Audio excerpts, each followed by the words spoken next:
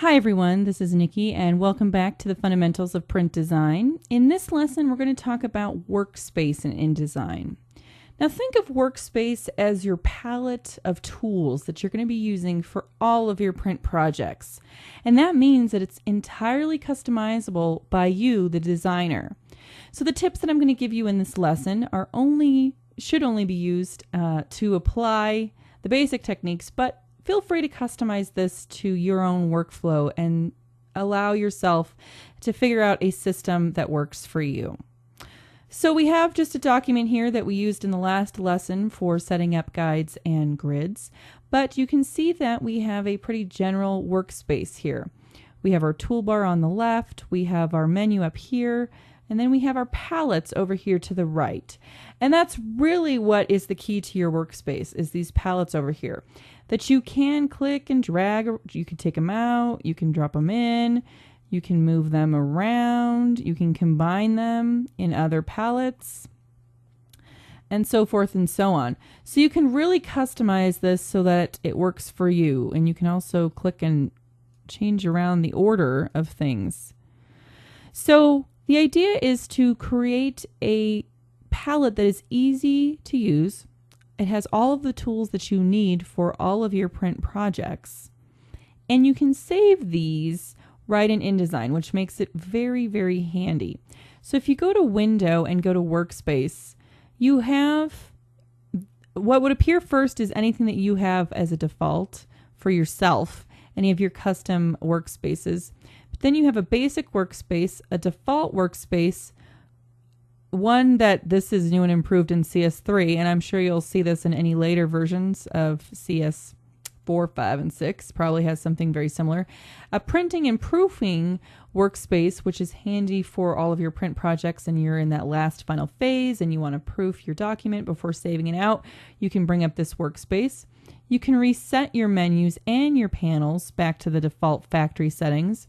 You can save your current workspace, or you can delete a workspace. So if we go ahead and just go to default, this is the Adobe default. It changed very quickly, and this also works really well if you accidentally delete something or you lose it or it just doesn't look right. Just going back to that default is a good way to reset everything and go back without having a panic attack. So this is just the default. These are the key kind of menus and palettes that InDesign thinks you'll need for your project. But you can see that I had a workspace up here that was a default for print projects. So I have a few extra items in my palette, and I'll bring this down. I have a table. Actually, I very rarely use tables, so I'm just going to delete that so you can see how to do that. I just took that right off there, and you can just delete it as you want to.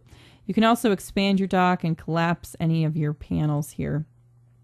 You can click and drag this out until it stops. You can kind of shove it in if you want to get more space. I try to keep it right about there so I can view it. So all of these are active. I have my pages and my links and layers, my stroke and my colors and swatches, effects. Align is super important when it comes to items in InDesign and laying out your projects. Character, all of these revolve around your text and fonts. Text wrap I put in here because, again, that's something that I use quite a bit, and it's just easy to have it in the panel. And these down here also used from time to time. So as you click through these, you can see that a little window pops out with options. This allows you to take that window and put it back in, collapse it, so to speak. You'll also notice that if you click and hold this, you have options within each of these palettes to interact with some more options. Okay. And so when you have things the way that you want them, you just go back up here and go to your workspace, and then you can save that workspace. And you can name it default print workspace is I think what I used for this. You can use it as a default proofing workspace, default web workspace, whatever you're using the InDesign for and using this workspace consecutively and using it a lot, you can just save it here and you can tell it to capture your panel locations, which are these, Or if you customized any menu options up in here, you can do the same thing. What's nice about the menu, for example, if I go to printing and proofing, a lot of things are going to change. You always get this warning that says applying the selected workspace will replace your current menu in customized settings. Are you sure you want to do that? And you say yes. So when you go into your printing and proofing menu that InDesign has by default for you, it really condenses down just to a few select items that you're going to use in your proofing. But if you go through your menus, you can see some things are highlighted. And these are all additional areas that you will use while proofing your document. So it just sort of highlights that. So you can also customize your menu options to highlight for specific workspaces as well. So if you find that in your print projects you're using a lot of areas frequently, you can highlight these. And then you can save them in your workspace. Makes that really handy. You can also delete anything if you want to remove any of these items. You can delete those. And you can always go back to either your default workspace if you have it or Adobe's default workspace. And you can flip back and forth between them. So that makes the items that you use frequently very easy to access. And again, if you find something that you use all the time, or you find yourself going up here to Window and coming in here and picking out something all the time, like I said, I noticed that I did that a lot with text wrap. You can just click on that and it opens it for you if it's already in your palette. But if it's not already in your palette, you can click on it and then drag it into it. Let's see if I have one.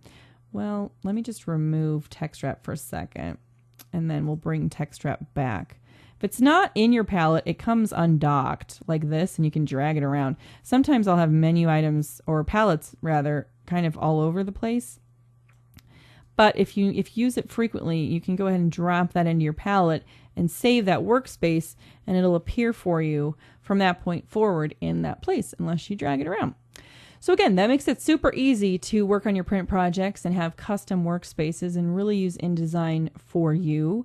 And from here, we are going to talk about master pages and how to set up master pages. Use those in all of your print projects so that you're not duplicating that same task over and over on every page. You can get really customized here and use those master pages effectively and makes your project so much easier to work on. So thank you so much for watching and stay tuned for the next lesson.